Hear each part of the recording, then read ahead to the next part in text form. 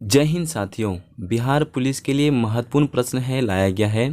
Total question है 25 question का एक सेट बनाया गया है। ठीक है, ये सारा क्वेश्चन जो लूसेंट से लिया गया है। जो भी प्रश्न है आप चाहें तो गूगल कर सकते हैं, 2019 का बिहार दुर्गा क्वेश्चन उठा सकते हैं। ये सारा क्वेश्चन उसी में पूछा गया है। लूसेंट का सारा क्वेश्चन प्रश्न का है, इसलिए अभी से लूसेंट को पढ़ करके रखिए एग्जाम तक, क्योंकि लूसेंट से ही सारा प्रश्न आने की चांस रखता है। और प्रैक्टिस सेट हम आपको अभी करवा रहे किरण पब्लिकेशन का, उसको नहीं देखे तो देख लीजिए उस वीडियो को भी। ठीक है, अपना काम देखिए, हम ज़्यादा आपका समय बर्बाद नहीं करेंगे, आप अपना काम कर लीजिएगा। चैनल को सब्सक्राइब कर दीजिएगा और अपने वीडियो को लाइक कर दीजिए, अपने दोस्तों को शेयर भी कर दीजिएगा। ठीक है, आप ये तीनों काम कर लेते हैं तो मेरे लिए बहुत अच्छा होता है और हम आपको देने की कोशिश करते हैं। हर एक क्वेश्चन को व्याख्या के साथ बताएंगे आपको, हर क्वेश्चन इंपॉर्टेंट क्वेश्चन। अब देख के थोड़ा सा कम समय लगेगा, अब लास्ट तक देख लीजिए, उसके बाद देखिए क्वेश्चन का रिव्यू आप लास्ट में दे सकते हैं कि क्वेश्चन मेरा कैसा था और टेस्ट आपका कैसा गया। 25 में से कितना सही होता है वो भी कमेंट आप अपना लिख सकते हैं अपना। ठीक है, अपना जवाब दे दीजिए कमेंट में, आपको कमेंट आपके लिए खुला है, हम आपका समय बर्बाद नहीं करेंगे। डायरेक्ट चलिए क्वेश्चन को, और स्क्रीन पे जो क्वेश्चन दिखता होगा उसको अच्छे से पढ़िए, अच्छे से टिक करके जवाब दीजिएगा उसको ऑप्शन में, इसका राइट आंसर क्या होता है। चलिए हम स्टार्ट करते हैं पहला क्वेश्चन को। देखिए क्वेश्चन बहुत इंपॉर्टेंट क्वेश्चन है, आप एक जो है रचना और पुस्तक का नाम पूछ ही लेता है हर एग्जाम में। देखिए पहला क्वेश्चन आपको पुस्तक से है, हिस्टोरिका नामक प्रसिद्ध रचना किसकी है बता दीजिएगा। सभी को पता होगा ये आंसर, हिस्टोरिका जो नामक प्रसिद्ध रचना है किसकी है बता दीजिए, राइट आंसर क्या होता है 1 नंबर का। ठीक है, देखिए इसका जो है राइट आंसर होता है ऑप्शन नंबर सी हो जाता है हेरोटेटस। हिस्टोरिका नामक प्रसिद्ध की रचना जो हेरोटेटस का हो जाता है। कुछ और दो बुक का नाम याद रख लीजिए, भारत का भूगोल।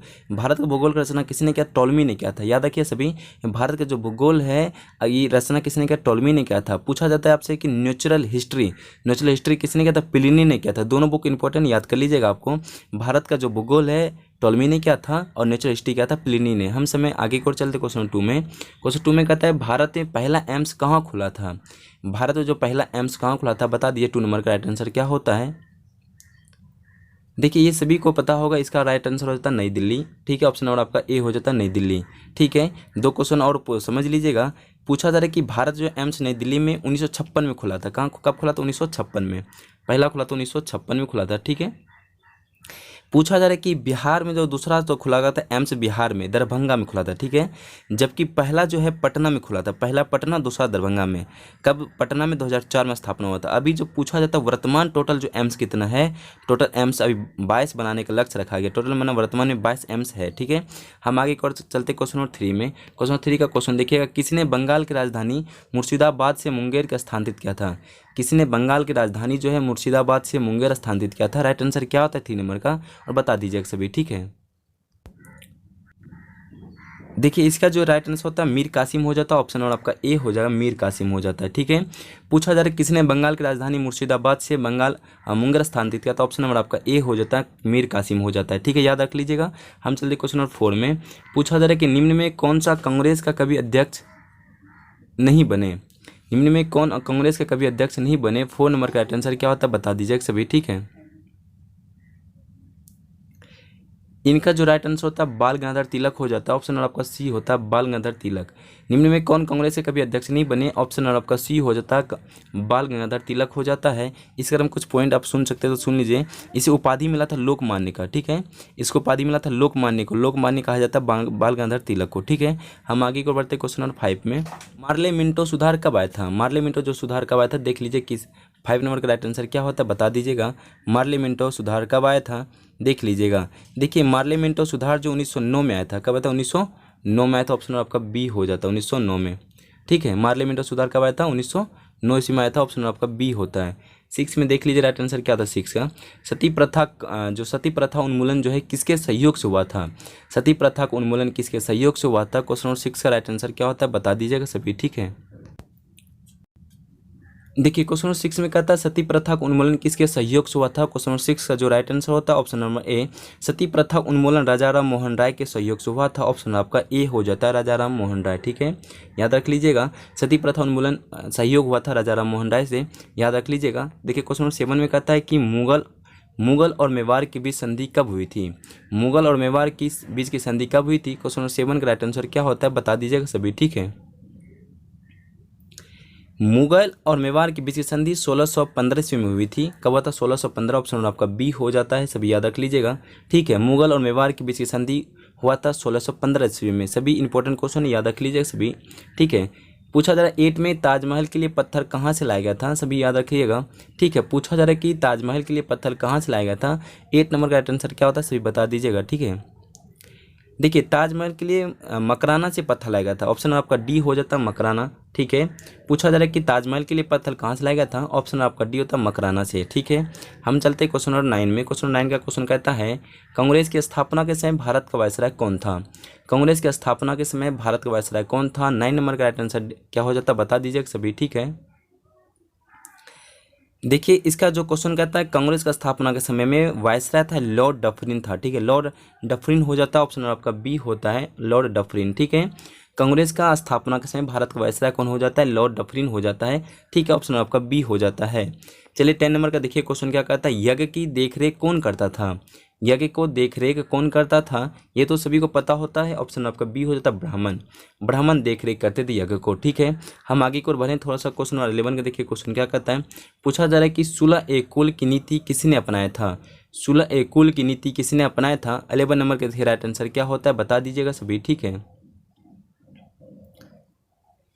हो जाता है सुलह ए कुल की नीति किसने अपनाया था। ऑप्शन आपका डी हो जाता अकबर। ऑप्शन आपका डी हो जाता अकबर ने अपनाया था। राइट आंसर होता है डी। ठीक है, पूछा जा रहा है कि सुलह कुल की नीति किसने अपनाया था। ऑप्शन आपका डी हो जाता है अकबर। ठीक है, सभी याद रख लीजिएगा। ठीक है, हम देखिए कुछ युद्ध का 5-6 युद्ध बताते हैं जो कि फेमस युद्ध है, वो आ ही जाता है। आप कॉपी में चाहे तो नोट कर सकते हैं, लिखना स्टार्ट कर दिए। पानीपत का प्रथम युद्ध कब हुआ था। पानीपत का प्रथम युद्ध 21 अप्रैल 1526 ईस्वी में हुआ था। पानीपत का प्रथम युद्ध 21 अप्रैल 1526 ईस्वी में हुआ था। दूसरा युद्ध पूछा जा रहा है खानवा का युद्ध। खानवा का युद्ध है 17 मार्च 1527 ईस्वी को। खानवा का युद्ध 17 मार्च 1527 ईस्वी को हुआ था। चंदेरी का युद्ध, चंदेरी का युद्ध हुआ था 29 जनवरी 1528 को। चंदेरी का युद्ध हुआ था 29 जनवरी 1528 ईस्वी को। घाघरा का युद्ध हुआ था 6 मई 1529 ईस्वी को। घाघरा युद्ध कब हुआ था 6 मई 1529 ईस्वी को। बाबर की मृत्यु कब हो गया था 1530 ईस्वी में आगरा में हुआ था। बाबर की मृत्यु कब हुआ था, आगरा में हुआ था। सभी याद कर लीजिएगा, एक क्वेश्चन बहुत इंपॉर्टेंट, 5-6 जो युद्ध बताएं बहुत इंपॉर्टेंट है। ठीक है, 2 क्वेश्चन और सुन ही लीजिएगा। मुगल वंश का संस्थापक माना जाता है बाबर को। मुगल वंश का संस्थापक कौन था, बाबर था। भारत पर 5 बार आक्रमण किया। बाबर ने कितने बार किया आक्रमण, 5 बार। भारत पर प्रथम आक्रमण जो है 1509 ईस्वी में हुआ था। ठीक है, हम आगे की ओर चलते हैं। बहुत सारा आप लिखा दिए, आप लिख लिए होंगे कॉपी में। हम चलते हैं 12 नंबर का क्वेश्चन क्या कहता है रुद्रदामन से संबंधित कौन अभिलेख है। क्वेश्चन कहता है रुद्रदामन से संबंधित कौन सा अभिलेख है। 12 नंबर का जो राइट आंसर क्या होता है बता दीजिए सभी। ठीक है, देखिए इसका जो है राइट आंसर हो जाता है ऑप्शन नंबर जी सी हो जाता है। जूनागढ़ अभिलेख से संबंध रुद्रदामन से है। ऑप्शन नंबर आपका सी होता है रुद्रदामन। ठीक है, जूनागढ़ अभिलेख से। ठीक है, रुद्रदामन जो है संबंधित अभिलेख है जूनागढ़ अभिलेख से। ऑप्शन आपका सी होता है। 13 नंबर का क्वेश्चन देखिए क्या कहता है स्वराज पार्टी का संबंध निम्न में से किस व्यक्ति से था बता दीजिएगा। पूछा जा रहा है स्वराज पार्टी का संबंध निम्न में से किस व्यक्ति से था बता दीजिए। 13 नंबर का राइट आंसर क्या होता है। 13 का देखिए राइट आंसर क्या होगा सभी बता दीजिएगा। देखिए स्वराज पार्टी का संबंध जो है सी आर दास से है। ऑप्शन आपका सी हो जाता है, सी आर दास से है। सभी याद कर लीजिएगा, स्वराज पार्टी का संबंध जो है सी आर दास से है, याद रख लीजिएगा। 14 नंबर का क्वेश्चन क्या कहता है देख लीजिए। 14 में कहता है सांप्रदायिक निर्वाचन का जनक किसे माना जाता है। 14 में क्वेश्चन कहता है सांप्रदायिक निर्वाचन का जनक किसे माना जाता है। 14 नंबर का बता दिए राइट आंसर क्या होगा। देखिए इसका जो है राइट आंसर हो जाता है सांप्रदायिक निर्वाचन का जनक लॉर्ड मिंटो द्वितीय को माना जाता है। ऑप्शन आपका ए हो जाता है। अच्छा क्वेश्चन है, याद रख लीजिएगा लॉर्ड मिंटो द्वितीय को। ठीक है, हम चलते हैं क्वेश्चन नंबर 15 में। 15 का क्वेश्चन क्या कहता है देख लीजिएगा। राष्ट्रीय ध्वज का डिजाइन किसने तैयार किया था। राष्ट्रीय ध्वज का डिजाइन किसने तैयार किया था। 15 नंबर का राइट आंसर क्या होता है सभी बता दीजिएगा। ठीक है, देखिए इसका जो है राइट आंसर हो जाता है ऑप्शन नंबर ए राष्ट्रीय ध्वज डिजाइन पिंगली वकैया ने तैयार किया था। ऑप्शन आपका ए हो जाता है। ठीक है, 15 नंबर का ऑप्शन नंबर ए होता है, देख लीजिएगा। 16 नंबर का क्वेश्चन क्या कहता है देखिएगा। पूछा जा रहा है कि अगला एशियाई खेल कहाँ होगा। अगला जो एशियाई खेल कहाँ होगा। 16 नंबर का राइट आंसर क्या होता है बता दीजिएगा सभी। ठीक है, देखिए पूछा जा रहा है कि अगला एशियाई खेल कहाँ होगा। इसका जो है राइट आंसर होता है बी चीन हो जाएगा। ठीक है, पूछा जा रहा है कि 2022 और 2023 में चीन में ही होगा। 2022 में 19वां संस्करण जो था चीन में हुआ था, 2023 में चीन में ही होगा। ठीक है, पूछा जा रहा है कि 20वां जो एशियाई खेल जो है, नोट करते चलिए कॉपी में हम लिखाना स्टार्ट करते हैं। पूछा जा रहा है 20वां जो एशियाई खेल जो है 2026 में कहाँ खेला जाएगा? जापान में। 2026 में जापान में। 21वां एशियाई खेल जो है 2030 में दोहा कतर में होगा। 22वां एशियाई खेल जो है 2034 में सऊदी अरब में होगा।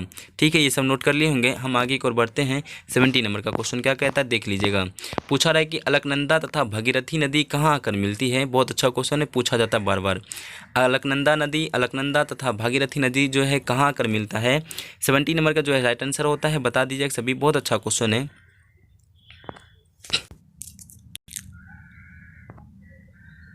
देखिए इसका जो है राइट आंसर हो जाता है अलकनंदा भगीरथी नदी जो देवप्राय में आकर मिलती है। ऑप्शन आपका सी हो जाता है, सी होता है देवप्राय। ठीक है, ऑप्शन आपका सी हो जाता है। कुछ पॉइंट चाहे तो नोट करना स्टार्ट कर दीजिए। 4 पॉइंट लिखाएंगे, चारों लिखिए। अलकनंदा और भगीरथी संगम जो है देवप्राय है हो जाता है। अलकनंदा और बिंडार का संगम जो है कर्णप्राय होता है। देखिए समझिए क्वेश्चन को, अलकनंदा और पिंडार का संगम जो है कर्णप्रयाग प्राय हो जाता है। अलकनंदा और धौली गंगा का संगम विष्णु प्रयाग हो जाता है। अलकनंदा और मंदाकिनी संगम जो है रुद्रप्रयाग हो जाता है। क्वेश्चन आप सब नोट कर लेंगे, एक बार रिपीट कर देते हैं। अलकनंदा और भगीरथी का संगम देवप्राय, अलकनंदा और भिंडार का संगम कर्णप्राय, अलकनंदा और धौली गंगा का संगम विष्णु प्रयाग, अलकनंदा और मंदाकिनी का संगम रुद्रप्रयाग हो जाता है। याद कर लीजिए। 80 नंबर का क्वेश्चन क्या कहता है देख लीजिएगा। ठीक है, दूध सागर जो है दूध सागर जलप्रपात कहाँ है? 80 नंबर का क्वेश्चन कहता है दूध सागर जलप्रपात कहाँ है? 80 नंबर का राइट आंसर क्या होता है बता दीजिएगा सभी। ठीक है, देखिए दूध सागर जलप्रपात जो है ऑप्शन आपका ए होता है। दूध सागर जलप्रपात गोवा और कर्नाटक के बीच में स्थित है। गोवा और कर्नाटक बीच होता है, इसमें ऑप्शन नंबर आपका ए होता है गोवा। ठीक है, इसमें गोवा और कर्नाटक के बीच में है दूध सागर जलप्रपात, सभी याद रख लीजिएगा। ठीक है, पूछा जा रहा है क्या दूध सागर जलप्रपात गोवा और कर्नाटक बीच में स्थित है? ऑप्शन नंबर गोवा है तो गोवा ही मारिए, कर्नाटक हो तो कर्नाटक ही मार दीजिएगा। ठीक है, हम आगे की ओर चलते हैं। पूछा जा रहा है कि 90 नंबर का क्वेश्चन कहता है कि नामचिक नामफुक कोयला क्षेत्र कहाँ है? पूछा जा रहा है कि नामफुक कोयला जो क्षेत्र कहाँ है बता दीजिएगा। देखिए इसका राइट आंसर होता है नामफुक कोयला जो अरुणाचल प्रदेश में है। ऑप्शन आपका डी होता है। ऑप्शन नंबर आपका डी हो जाता है, याद रख लीजिए, अरुणाचल प्रदेश हो जाता है। ठीक है, हम आगे की ओर बढ़ते क्वेश्चन 20 नंबर क्वेश्चन क्या कहता है देख लीजिएगा। 20 में कहता है निम्न में कौन सा मंडल जो है सर्वाधिक गर्म होता है? निम्न में कौन सा मंडल सर्वाधिक गर्म होता है? याद रखिएगा, बता दीजिए राइट आंसर क्या होता है। देखिए इसका जो राइट आंसर होता है क्षोभ मंडल जो सर्वाधिक गर्म होता है। याद रखिए ऑप्शन आपका बी होता है क्षोभ मंडल। ठीक है, ऑप्शन आपका बी होता है क्षोभ मंडल होता है। देखिए 21 का क्वेश्चन क्या कहता है देख लीजिएगा। 21 में कहता है कर्नाटक और महाराष्ट्र में अवस्थित पश्चिम घाट को क्या कहते हैं? कर्नाटक और महाराष्ट्र में अवस्थित पश्चिमी घाट को क्या कहते हैं? 21 का क्वेश्चन क्या कहता है बता दीजिएगा, राइट आंसर क्या होता है। देखिए कर्नाटक और महाराष्ट्र के अवस्थित पश्चिमी घाट को सह्याद्री कहते हैं हम लोग। ऑप्शन और आपका सी हो जाता है, सह्याद्री कहते हैं। ठीक है, कर्नाटक और महाराष्ट्र में अवस्थित पश्चिमी घाट को हम लोग सह्याद्री कहते हैं, याद रख लीजिएगा। 22 का क्वेश्चन क्या कहता है देख लीजिएगा। 22 में कहता है कि निम्न में कौन सुमेलित नहीं है बता दीजिएगा। निम्न में कौन सुमेलित नहीं है बता दीजिएगा, राइट आंसर क्या होता है। देखिए इसका आप लोग फटाफट कमेंट में जवाब दीजिए, इसका राइट आंसर क्या होता है। देखिए इसका जो है राइट आंसर हो जाता है कौन सुमेलित नहीं है। इसका नंबर ऑप्शन और आपका सी होता है जो है शिपकिला जम्मू कश्मीर। ये क्या है आपका सही नहीं है। देखिए ये जो है ऑप्शन आपका सी जो है सही नहीं है, सुमेलित नहीं है। पूछा जा रहा है कि शिपकिला जो है इसका जो राइट आंसर होता है हिमाचल प्रदेश। शिपकिला के साथ हिमाचल प्रदेश सही होगा, शिपकिला जम्मू कश्मीर शामिल नहीं है, इसलिए इसे सुमेलित नहीं होता, यह आंसर गलत हो जाता है। हम लोग चलते हैं 23 का क्वेश्चन क्या कहता है देख लीजिएगा। पूछा जा रहा है कि रंगीत नदी कहाँ बहती है?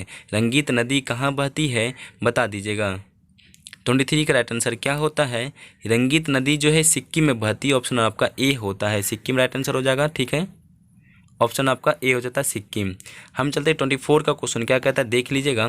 24 में कहता है कर्क रेखा निम्न में किस राज्य से होकर गुजरती है बता दीजिएगा। ये सभी को याद होना जरूरी है, ये क्वेश्चन आता ही आता है हर बार। कर्क रेखा निम्न में किस राज्य से होकर गुजरती है? 24 का राइट आंसर क्या होता है बता दीजिएगा सभी। ठीक है, देखिए कर्क रेखा जो इन राज्यों से होकर गुजरती है, ऑप्शन आपका ए होता है मध्य झारखंड, मध्य प्रदेश, त्रिपुरा, मिजोरम हो जाता है। ऑप्शन आपका ए सही हो जाता है। इधर सभी उल्टा सीधा देख रखा है, ये आपका क्या है, झारखंड, मध्य प्रदेश, त्रिपुरा, मिजोरम हो जाता है। ठीक है, 25 का देखिए लास्ट क्वेश्चन सेशन का क्या होता है बता दीजिएगा। किस अनुच्छेद के तहत नीति निर्देशक तत्व को न्यायालय में प्रश्नगत नहीं किया जा सकता है। देखिए 25 का राइट आंसर क्या होता है बता दीजिएगा सभी। ठीक है, बहुत इंपॉर्टेंट प्रश्न है। देखिए अनुच्छेद 37 के तहत नीति निर्देशक तत्व को न्यायालय में प्रश्नगत नहीं किया जा सकता है। ऑप्शन आपका बी होता है, अनुच्छेद 37 हो जाता है राइट आंसर। ठीक है, सभी याद रखिएगा 25 का राइट आंसर अनुच्छेद बी हो जाता है, 37 जो है ये सही नहीं है।